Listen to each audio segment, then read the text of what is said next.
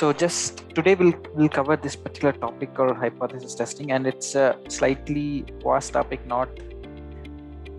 cannot be covered fully in detail in one session. So today we'll just get the broad overview, conceptual from the conceptual standpoint, and maybe in the next session we will we'll go in depth, and possibly we can see a hands-on session. So okay, so that being said, let's get started. And first, hypothesis testing, first thing comes is the word hypothesis, right? So we all know the meaning of hypothesis. It's just, in a simple word, if you have to put it, it's just a guess. Okay, and here, since what are we guessing about? So we are guessing about the population data. So we don't have population entire population data for us to make some analysis or get some understanding of the population data.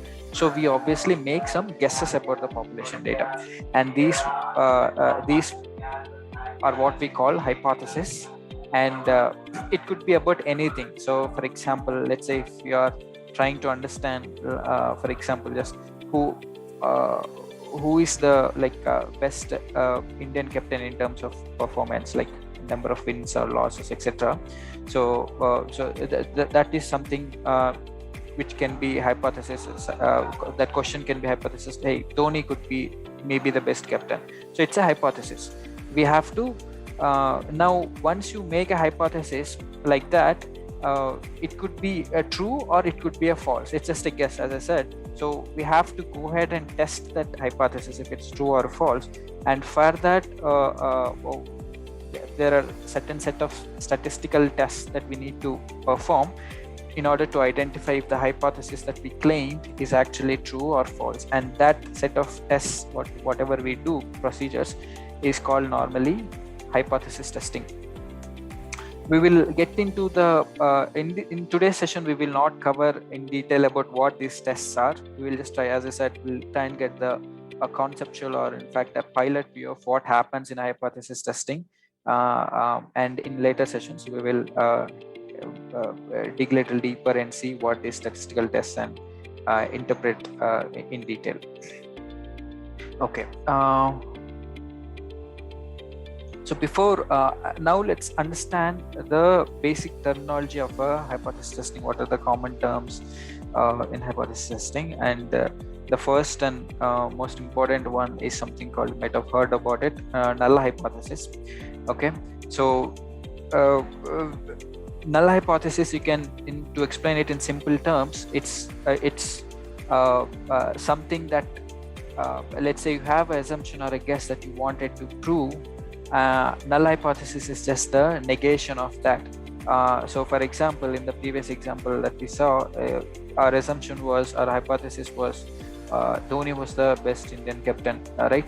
Let's assume that is the point that we want to prove to be right.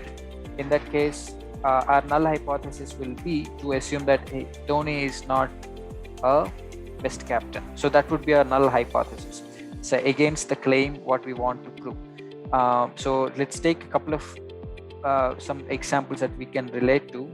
Let's say, for example, we all know the coin toss, right? So if the coin is biased, so that means normally a coin should have a 0.5 probability of a heads or tails. So but if it's biased, it will shift in either direction. So heads could have, one of the heads or tails could have a higher probability than 0.5. So, and our guess here is that we want to prove that, hey, the coin is actually biased. Okay, so for that means the probability of heads is something, could be greater or less than, not equal to 0.5. So that means our hypothesis will be negated of that particular assumption, which would be probability of heads is 0.5. That would be a null hypothesis. And similarly, one other example, normally in medical terms, if you have to test two drugs, okay, which one is performing better over a certain disease, or to get some cure, we want to prove that one certain type of medicine is better, far more effective than other medicine. If we want to prove that, our null hypothesis in this case would be, hey, there is no difference between both the medicines. We will come to why we structure a null hypothesis in such a way to our claim. So we will come to that in a minute. But there is some other term which we need to be familiar, which is called alternate hypothesis. So alternate hypothesis, as the name suggests, we normally represent it with H1, and any hypothesis that differs from our null hypothesis is termed as alternate hypothesis. And in the same examples like previously, for a coin toss example, so as again, alternate hypothesis, since it's different from the null hypothesis, our claim would also come under the alternate hypothesis. It's like a double negative. Okay, we have a claim, we take a negative, we get the null hypothesis, and you take another negative on the null hypothesis, we get our original claim, and which we already we tend to call alternate hypothesis. So in the coin toss example, our null hypothesis is that for the claim that coin is actually biased, our null hypothesis is probability of heads is 0.5. That means our alternate hypothesis would be anything that is not the null hypothesis. So probability of heads is 0.7, which is not the null hypothesis, so which differs from the null hypothesis. So it could be a possible alternate hypothesis. Or there are a few other variants of alternate hypothesis possible here. So it could be simply probability of heads is not equal to 0.5. That is also a possibility. And probability of heads is greater than 0.5. That's also a possibility. So there are 3 variants of alternate hypothesis possible for that particular claim of coin to be biased. And secondly, for the second example, we can alternate hypothesis would be just as a claim. Both the medicines have no much difference in terms of how they cure the certain disease or something. Okay, now let's. So this is a broad what null hypothesis and alternate hypothesis are. So let's see one last example and move on to the next topics. Let's say a particular detergent or soap company, let's say if they are claiming to a certain if they are claiming something like this, so that their particular product will kill almost an average of 99% of the germs, right? So, and that is their claim, and if we want to test if this claim is true or false, we need to first structure our null hypothesis and alternate hypothesis. So what we want to prove is that our null that the soap, actually the detergent, will not kill 99%. So that's what we want to test. So our null hypothesis will be actually, hey, average will actually be 99%, and obviously alternate hypothesis is that it's not actually 99%. Again, this is not a very specific thing. Okay, so based on this question, someone else could come up with another set of null hypothesis and alternate hypothesis. Okay, it's not fixed that only this is the possible null hypothesis and this is the possible alternate hypothesis. It could from the same study, it could vary from the context in which we are studying. So this is just one such examples in which we can think of. Now there's one very interesting point that we need to know here. So the reason that why we take the null hypothesis as a negation of what we want to claim, so is that we want to prove something. Let's say, for example, Dhoni is the best captain. So in order to prove that, what we do is null hypothesis, Dhoni is not the best captain, and we try to reject that null hypothesis. That will be our entire goal of the hypothesis testing. That's one of the reasons why we get a structure or null hypothesis against our claim. And what we do is we try to get the sample data, and from the sample data we try to find the evidence against the null hypothesis, trying to reject the null hypothesis. So if we find enough evidence from our sample data against our null hypothesis, then that will automatically say, hey, so we found enough evidence, I will reject this null hypothesis, making my alternate hypothesis to be acceptable, right? So that is the entire structure by thought process why we structure this hypothesis in such a way against our claim. And one other thing here, so let's say for example, if you find enough evidence against your null hypothesis, you reject it and you accept your claim, your alternate hypothesis, both are same. But if in case if you don't find enough evidence against your null hypothesis, you cannot reject, because you obviously didn't find evidence to reject it. In that case, you cannot say that your null hypothesis is true. Okay, this is something different from our what we normally in real life we observe. So for example, let me actually finish this. So it's saying that, hey, if you find evidence, you reject the null hypothesis, that's good. But if you don't find evidence, you're not rejecting it, you just fail to reject it. What does that mean is, let me take a similar analogy in real life. So let's say you've appeared for a job interview, okay, and at the end of the interview, the interviewer says, I have not rejected you, okay. So and you start to feel all happy and all, but after that, the interviewer also says, but I've also not selected you. So that is something, whenever we think of, if you have not rejected me, normally we think of, hey, we got accepted or something like that, but that is not the case in here. So if we have failed to reject the null hypothesis, that means that it doesn't mean that we have accepted it doesn't mean that the null hypothesis is true. The reason behind that is we are testing on a sample data. We are not completely testing on a real data, entire population data, right? So that is because of that. So if you find something faulty, you say that, hey, that is faulty overall. But if you didn't find something faulty, you say, hey, maybe in this particular sample it is not faulty, so therefore I cannot say if it's actually faulty or not. So something like that.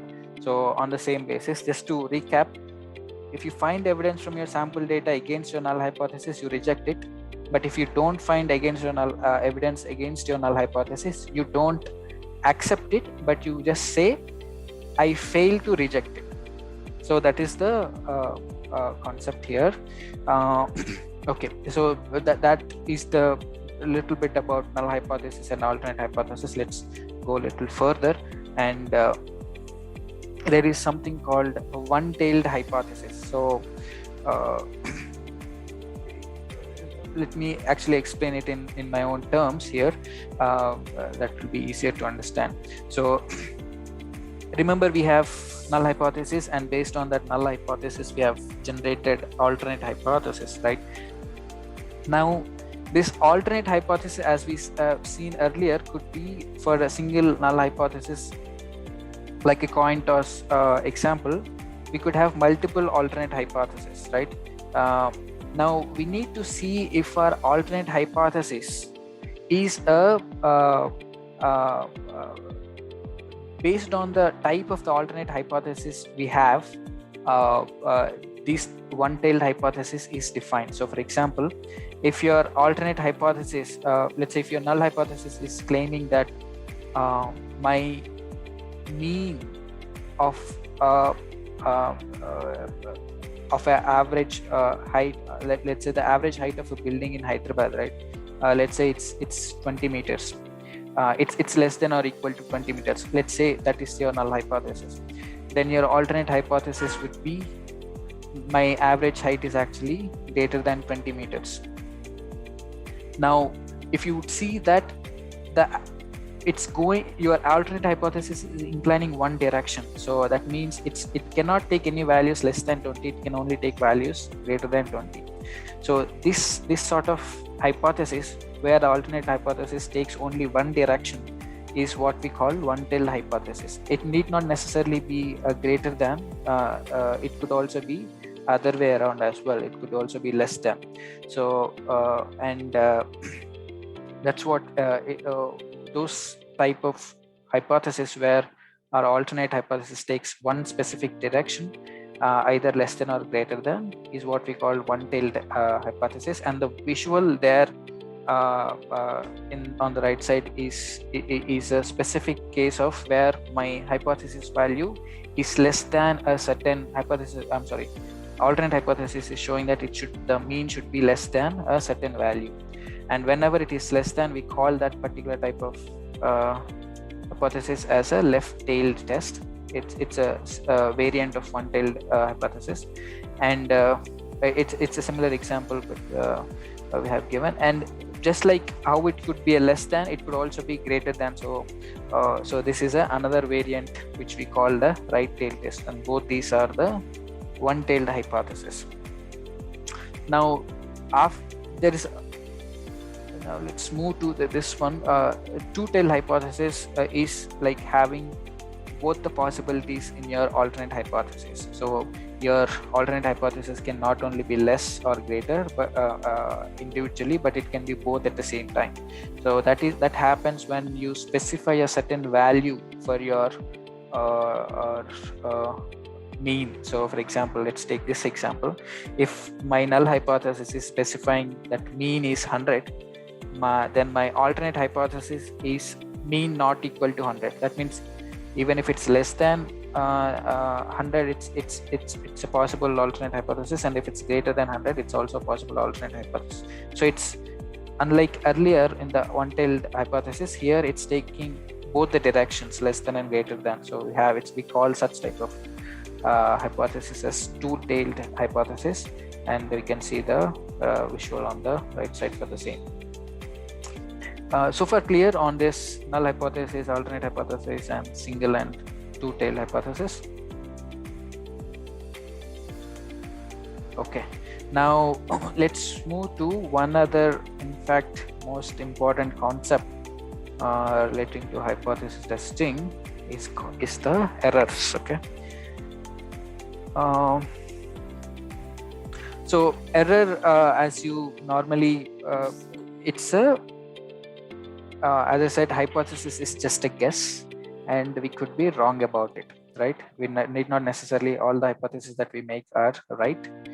And whenever we are wrong about the hypothesis, it's where we call the error as raised. And there are two notable types of errors in hypothesis testing. There is type 1 error, which is basically when you reject the null hypothesis when it is actually should not be rejected. So let's go through the example, but let's in a minute. And there is a type 2 error, which when the null hypothesis actually has to be rejected, you didn't reject it but you accepted it. So that is the type 2 error. So, and you can see the visual on the matrix on the right side to recollect the same. So so let's take an example to understand this a little bit. So let's say, for example, some person is arrested, okay, on charges of some offense, and he is presented before the judge, and the judge has to decide if this person is actually guilty of the crime or not. Now let's try to get our null hypothesis and the alternate hypothesis for this, okay? And the judge is trying to see if this person is guilty, right? So so let's assume that if our let's frame our null hypothesis as, hey, this person is actually innocent, not guilty, negated. So that is my null hypothesis, and obviously my alternate hypothesis would be my person is actually guilty. So let's focus on the null hypothesis. Person is innocent, not guilty. Now type 1 error would be to actually put him under prison, okay, when he's actually innocent. That means the hypothesis that null hypothesis is actually true, that means he is innocent, but we consider him as guilty and put him in prison. So that would be our type 1 of error.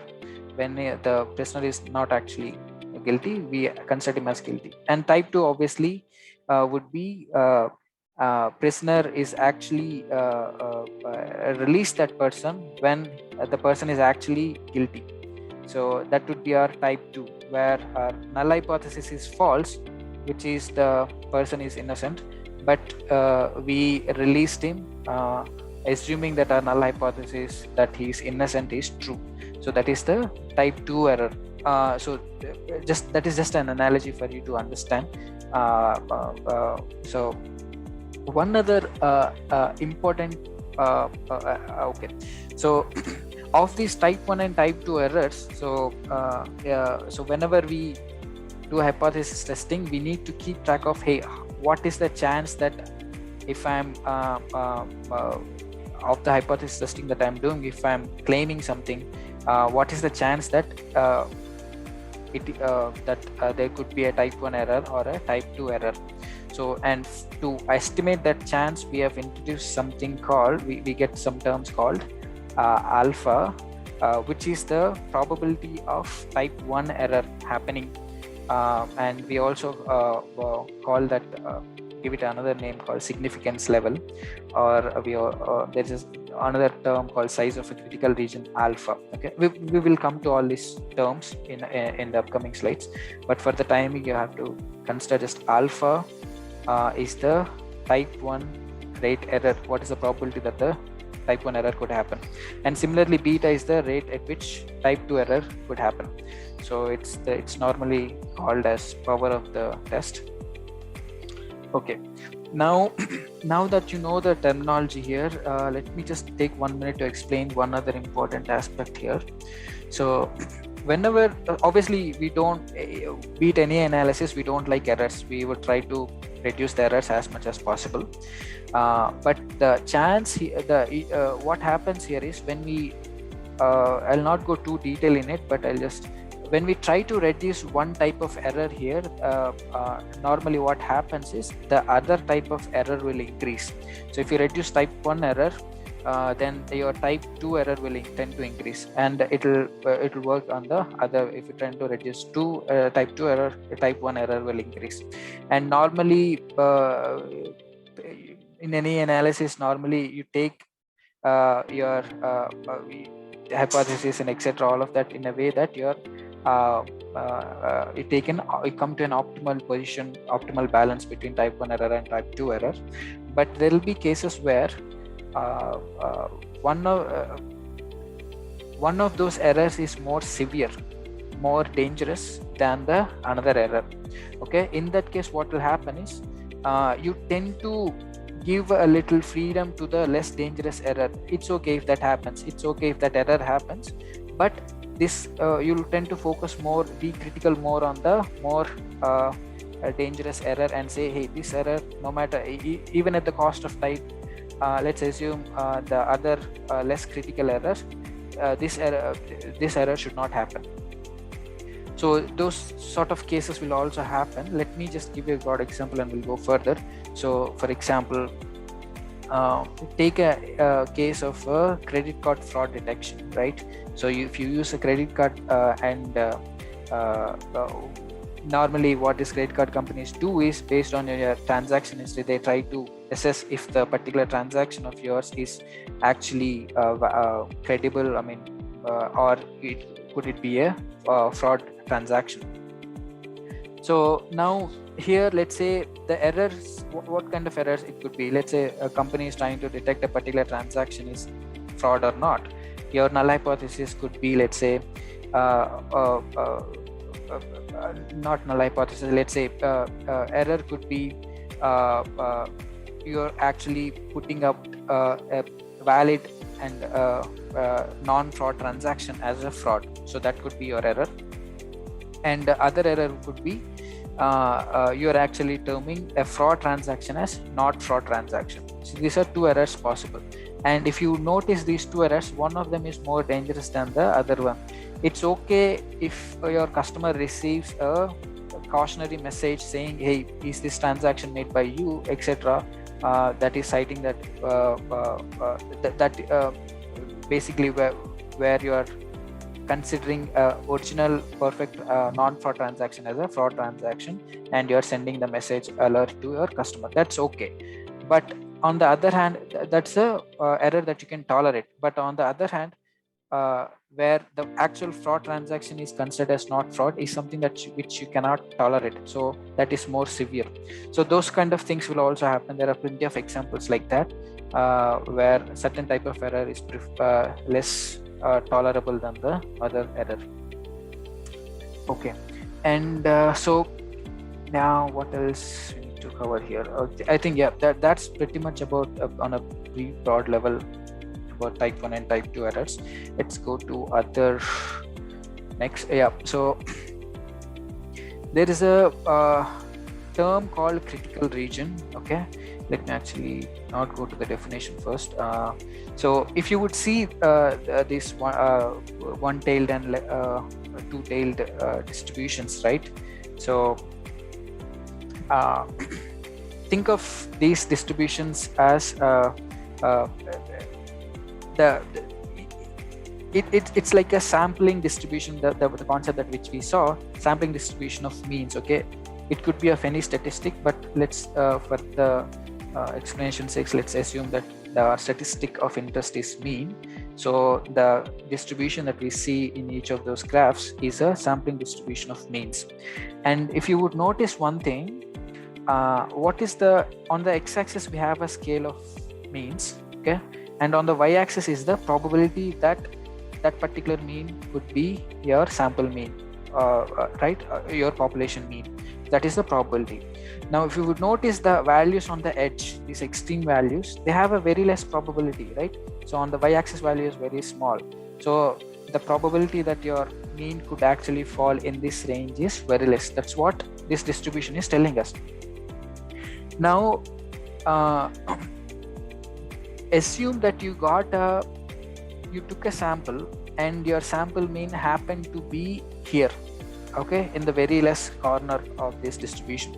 What does that tell you? Hey, though I got my sample mean as this much, the probability that this could happen is very less. So there is a chance, if I assume this sample mean as my population mean, most of the times I'll be wrong. That's what it tells us, because the distribution itself telling that the mean that you are got is just by chance. It's just a random it will not occur very often. It's just a random chance, something like that, right? So that is why we term certain regions on both the sides, right?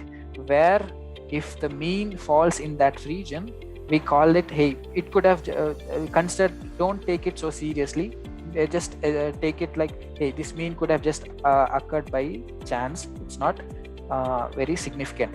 So, and those regions within which we can take that type of what we say insight, or that type of an conclusion is what we call a critical region. And how long I should proceed? So I can how far from the edge should I keep this critical region? That is normally denoted by the alpha, which is nothing but the significance level. How much with how much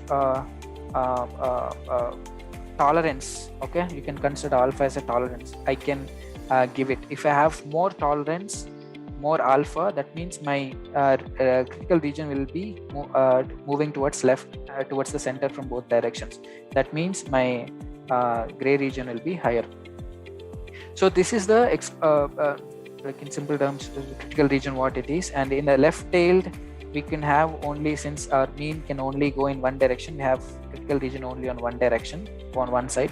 And on the two-tailed, since our mean could be on both the directions,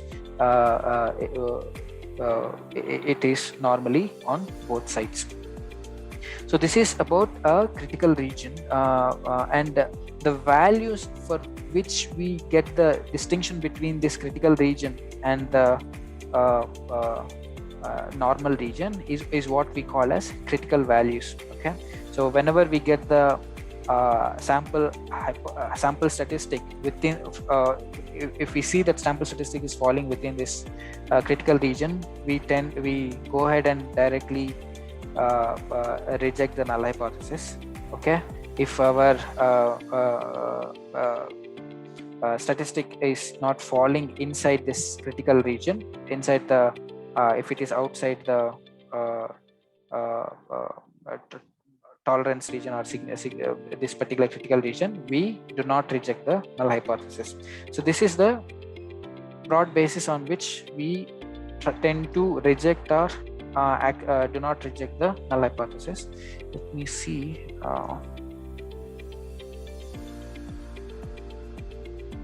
So actually, guys, I think we are good enough to stop here. We will continue from here.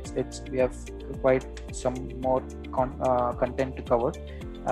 We'll stop here as a proper closure, and we will continue from here in the upcoming sessions. I just wanted to quickly open up so far the terms that we have discussed. If you have any questions, so we have critical region, we have errors type 1 and type 2, one-tail hypothesis, two-tail hypothesis, and null and alternate hypothesis themselves. If you have any questions, you can let me know.